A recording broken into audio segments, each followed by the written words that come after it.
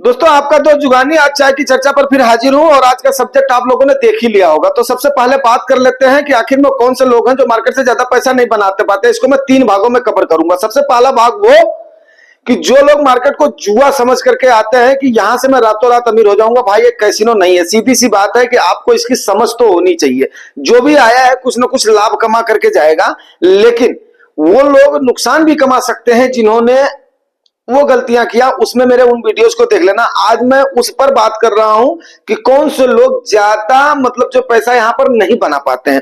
तो सबसे पहली बात मैं आपको एक बात बता दूं कि देखो यार, डॉक्टर बनने के लिए भी आदमी 5 साल का एमबीबीएस करता है।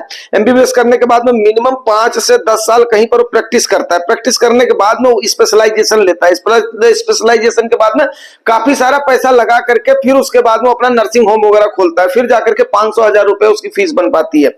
फिर उसके बाद में जाहिर सी बात है वो अगर उल्टा सीधा ना करे तो यही कमाई एक डॉक्टर की हो जाती है। इंजीनियर का भी वही देखो, इतनी लंबी डिग्री लेने के बाद में, इतने लंबे एक्सपीरियंस के बाद में फिर जाकर के वही करता है। एमबीए वाले का देखो, वो भी कितना सारा संघर्ष करने के बाद में फिर जाकर करता है। एक नेता का ले लो, वो नेता जो है एक छुट भैया से लेकर के न जाने कितनी गाली गलो लात जूता खा करके, लात जूता वर्ड उससे अच्छा तो नहीं है लेकिन फिर भी मेरे ख्याल से सबसे ज्यादा लात जूता और गाली खाने वाला वही आदमी है जो आम एक कार्यकर्ता से लेकर के नेता बनता है। ठीक है ना। तो उस टाइप के लोग जो है ना, जो ये सोचते हैं कि मैं रातों रात पैसा कमा लूंगा, वो यहाँ पर मार्केट में नहीं कमा पाते हैं। उनका हाल वही हो जाता है, लात जूता वाला हाल हो जाता है। फिर अगर वो बर्दाश्त कर पाते हैं, वापस आते हैं तो वो गुण सीख जाते हैं। लेकिन अगर वो उस लात जूते से भाग जाते हैं तो भैया वो नहीं वह कमा पाते हैं। ठीक है ना। दूसरी चीज मैं आपको बताऊं, दूसरे भाग में कवर करूंगा फोमो वाले। फोमो वाले मीन्स जिनको ये लगता है कि यार अब मेरी रैली छूट गई, अब मेरी रैली छूट गई, अब मैं क्या करूं। फिर वो क्या करते हैं, चढ़ती हुई मार्केट में उसमें वो क्या करते हैं, अनाप शनाप जगह पे लगा देते हैं। यहां वहां पे कोई उस पर सोच विचार नहीं करते हैं। ठीक है, चाय का एक सिप ले लेता हूं फिर आगे बात करते हैं।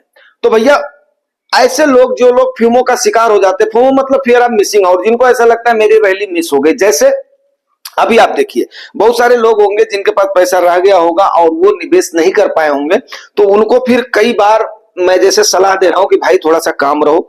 भाई आगे वाले आने वाले सिंड्रोज में 2 मेन इवेंट आ रहे हैं, एक तो आपका बजट और दूसरा अमेरिका का इलेक्शन। अभी इस पर भी नहीं मानेंगे। तीसरा मैं उनको ये भी बता रहा हूं कि एक बार में पैसा नहीं लगाना, आप उसको पार्ट पार्ट में करके लगाओ। बेशक मार्केट अपराइज में जा रही है, फिर भी आपको कभी ना कभी एक बार भी अगर मौका मिल गया, आपके हाथ में पैसा रहा, तो उसके बाद में आपको गेन हो जाएगा। लेकिन अगर उनको दिमाग में चढ़ गया है कि नहीं यार मेरी तो रैली छूट गई है, अब मैं चला गया, वो कब तक उनको इंतजार करना पड़ेगा। अगर एक बार मार्केट कंसोलिडेशन के मूड में आई, कितने लंबे टेन्योर तक कंसोलिडेशन में रहेगी, फिर उसके बाद में क्या होगा। अब जैसे हमारे एक इन्वेस्टर हैं जो है सैन पॉल दादा, बड़े मासूम से इन्वेस्टर हैं। अभी उनको 5-6 महीना इन्वेस्ट करते हुए हुआ है।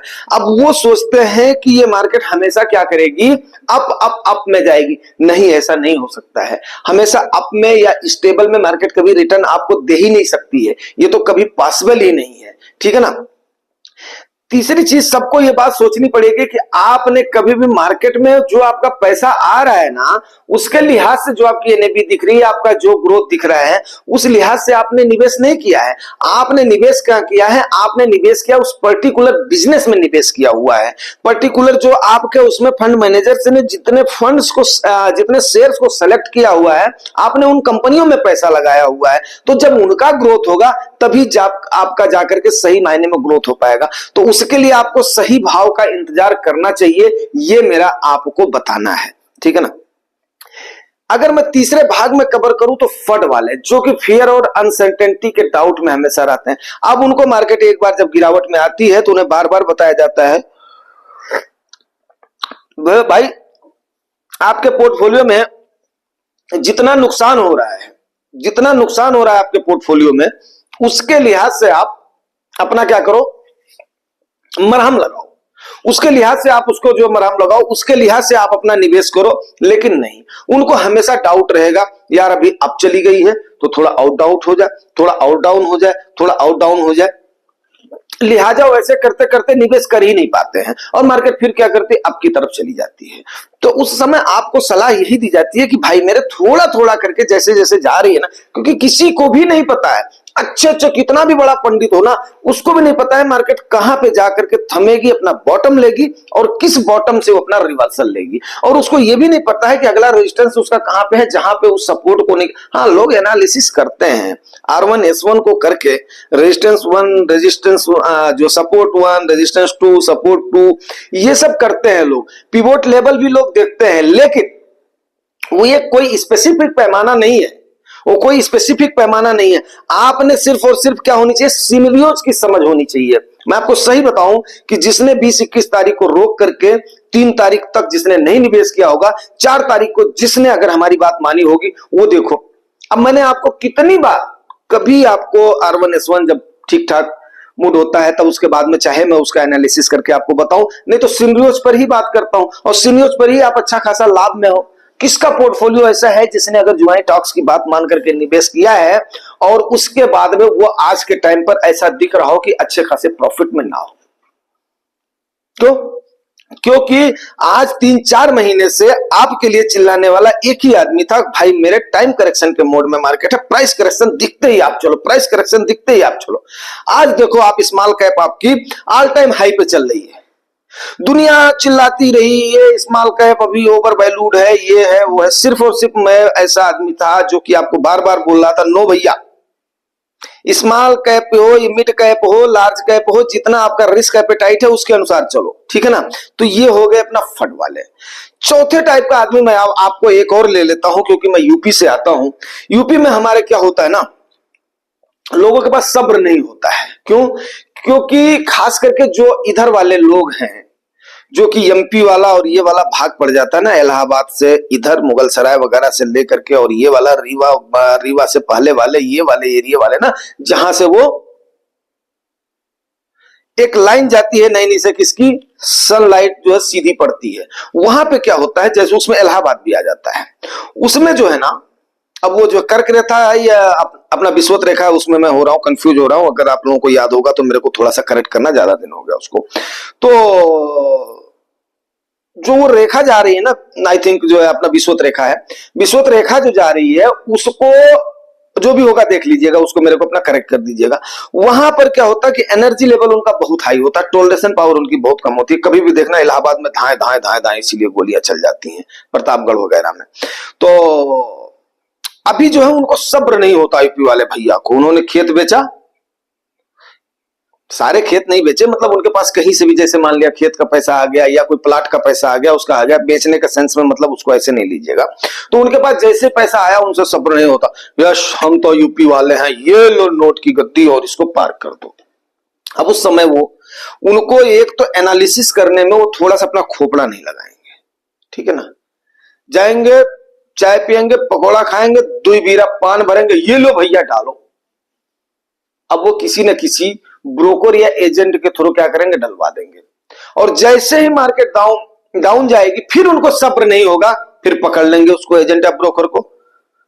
करे, तूने तो बोला था लाभ ही लाभ होगा, कैसे हमारा नुकसान हो गया इतना, दो भैया हमारा पैसा वापस दो। अब वो बोलेगा भैया इतना ही है, नहीं हम तुमसे वसूल करके रहेंगे, तुमसे नहीं तुम्हारी 7 पीढ़ी से वसूलेंगे। एक तो 10 उसको सुनाएंगे और उसके बाद में जितना लाभ वाला, अच्छा ठीक है जितना जो बचा है मेरा जो निकाल करके मुझे दे, चले गए। तो मतलब वो किसी भी टाइप का, ना तो वो जुगाड़ी टॉक्स को देखेंगे, ना वो उसके बाद में उसके क्या नाम स्ट्रैटेजी को देखेंगे, ना उसके जो स्टैंडर्ड फार्मूले हैं ना उनको देखेंगे। तो उस प्रकार से आप कैसे लाभ कमा पाओगे, जब ये बिल्कुल पेशेंस के साथ वाला काम है। आप इसको पेशेंस के साथ जब तक नहीं चलोगे, आप इसके दांव पेच को नहीं सीखोगे, तो भैया हो इसमें कम से कम, इसीलिए आपको मिनिमम मैं बोलता हूं, जब तक आप 5 से लेकर के 10 साल आपका नहीं होगा, तब तक आप इसके ज्ञानी तो कभी नहीं बनता है आदमी, मार्केट का आदमी कभी ज्ञानी नहीं बनता है। मैं भी बोल रहा हूं कि हमेशा मेरा प्रेडिक्शन सही नहीं हो सकता है। केवल एक क्या होता है कि कई सारे सिनेरियोज का आकलन करने के बाद में, इतने सारे उतार चढ़ाव देखने के बाद में, तब जाकर के ये भास हो जाता है, पूर्वानुमान हो जाता है कि यार ऐसा हो सकता है, जिसको आप सिक्स सेंस बोल सकते हो। सिक्स सेंस भी नहीं कह सकता हूं उसको, सिक्स सेंस तो अपने आसपास की घटना की होती है, बट एक टाइप से क्या होता है कि आपको एक आकलन का पता चल जाता है। मार्केट में कोई भी आकलन का ही पता करता है। और मैं आपको एक बात बताऊं, टेक्निकल एनालिसिस में भी अगर आज के टाइम पर चाहे टेक्निकल एनालिसिस हो, चाहे डॉक्टरों का एनालिसिस हो, चाहे उसका हो। वैद्य जो होता था ना, वो नाड़ी पकड़ करके बता देता था कि यस यार ये फॉल्ट हो गई है शरीर के अंदर। लेकिन आज के टाइम पर आप अगर एक डॉक्टर के पास भी जाओगे ना, वो आपके पूरे तो टेस्ट करवा डालेगा, तब जाकर के आपको डायग्नोस करेगा, ठीक है ना। अब आपकी नाड़ी देख करके कोई बताने वाला हो तब तो उसको माने, लेकिन बोलेंगे नहीं हम तो एजुकेटेड है, हमने तो एमबीबीएस करा हुआ है, मेरा तो एक्सपीरियंस है, मेरा ये है, न जाने कितना अनाप शनाप कर देंगे। उसी प्रकार से आपका, जैसे आप अपनी गाड़ी ले जाते हो, अगर उसका एसीएम को चेक करने वाला उनके पास वो नहीं है, आपके पास उसके सेंसर्स को एब्जॉर्ब करने वाले नहीं है, तो समझिए कि आपकी गाड़ी का इतना एक्सपेरिमेंट कर डालेंगे कि पूछो मत। भैया ये भी फॉल्ट हो सकता है, ये भी फॉल्ट हो सकता है, ये भी फॉल्ट हो सकता है। ये हो गया इन द गाड़ी के साथ, इन द बॉडी के सेंस में। लेकिन वहीं पर ही मार्केट में सभी आदमी क्या करेंगे, तुरंत ही अपना ज्ञाता बन जाएंगे। अरे भाई कम से कम नाड़ी वाली समझ आपके पास तो होनी चाहिए, नब्ज वाली समझ आपके पास होनी चाहिए। टेक्निकल एनालिसिस बार बार क्यों फेल होता है? क्यों वही लोग अगर इतने बड़े जानकार हैं तो अपने पैसे से क्यों नहीं वो अरबपति हो जाते? नहीं, देखिए पैसा मार्केट में वही बनाया है, चाहे वो दमानी जी हो, चाहे वो आपके राकेश जुंडलवाला, मतलब कुछ जो चंद नाम ले रहा हूं, चाहे जो कि कंटिन्यूअस निवेशित रहे हैं, जिन्होंने, अगर जिनको कुछ नहीं समझ में आया है वो अपना इंडाइसेस में चले गए हैं, जिनको कुछ नहीं समझ में आया है वो अपना म्यूचुअल फंड में चले गए। हाँ, जिनको अगर ट्रेडिंग समझ में आ गई है, जिनको अगर शेयर समझ में आ गए हैं, उनकी बात मैं नहीं कर रहा हूं। लेकिन एक आम निवेशक की मैं बात कर रहा हूं, जो आम बंदा है। ये तो राकेश झुंझुनवाला साहब ने बोला था, अगर आपको सही तरीके से नहीं समझ में आ रहा है कुछ भी, तो आप म्यूचुअल फंड की तरफ चले जाओ, one of the best option है। विकास क्या होता है, आप एक एक्सपर्ट को अपना एक भरोसा जता रहे हो, उसके हाथ में अपना पैसा दे रहे हो, लेकिन क्या है, वो एक्सपर्ट भी आपसे कुछ ना कुछ टाइम तो मांगेगा ना। और मैं बार बार यही बोलता हूं कि जल्दीबाजी, हलबल हलबल वाले, हमारे जो यूपी का एक लैंग्वेज है, हलबल हलबल वाले लोग मार्केट में पैसा नहीं कमा पाते हैं। हलबल हलबल करना है तो अपना काम करने में हलबल हलबल करो, इस टाइप से आपको पोजीशन बनाने में हलबलाने की जरूरत नहीं है। तो ये कुछ ऐसे चंद बिंदु थे कि जिन पर मैंने आज आपको आगाह करने की कोशिश किया। ये 3-4-5 टाइप के लोग जो है ना, वो मार्केट से पैसा बनाने में उनको दिक्कत हो जाती है। बनता जरूर है, लेकिन अगर आप टाइम देते हो तो, अगर आपको सही तरीके का प्रॉफिट लेना है तो आपको सही मौके का इंतजार करना है, और घात पर घात लगा करके फिर आपको संचय करना है। सबसे बड़ी बात क्या है, संचय, और संचय के बाद में उस पर कंपाउंडिंग, और कंपाउंडिंग तभी ग्रोथ करेगा जब आपका टाइम आप दोगे। सीधी सी बात है, कंपाउंडिंग का फार्मूला यही, H equal to P 1 plus R divided by 100 to the raise the power n।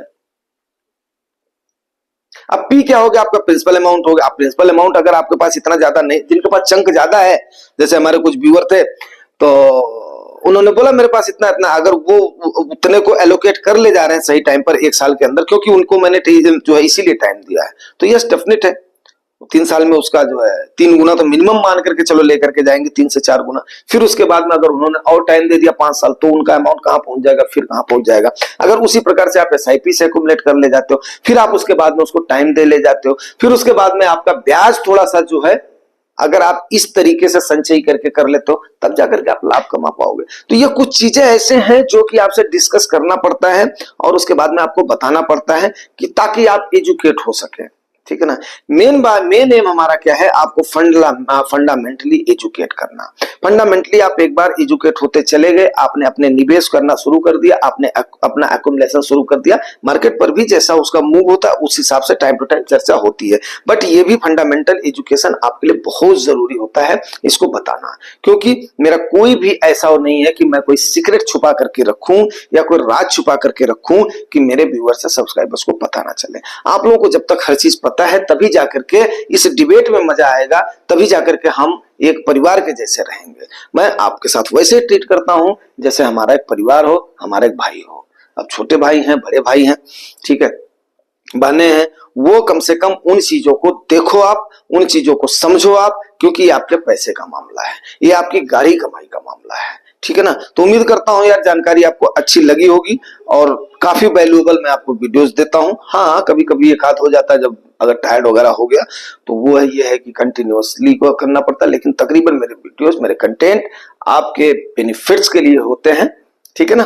और अगर आप नए व्यूअर्स हैं तो 0.1 सेकंड दे करके उतना ही टाइम लगता है, सब्सक्राइब जरूर किया करें ताकि परिवार भी बढ़ता रहे। और उसके बाद में लाइक और कमेंट वगैरह तो आप लोग कर ही रहे हैं, ठीक है ना। जितनी जितनी क्यूरीज हैं वो भी बीच बीच में सॉल्व करूंगा। आज हो गया बुधवार, ठीक है, कल से फिर कमेंट्स लेना शुरू करता हूँ और उसको जो है निकालना शुरू करता हूँ, ठीक है ना। तो उम्मीद करता हूँ जानकारी आपको अच्छी लगी होगी। अच्छी लगी होगी तो रिवार्ड जरूर करना, रिवार्ड आपको पता है, ठीक है ना। Thank you very much.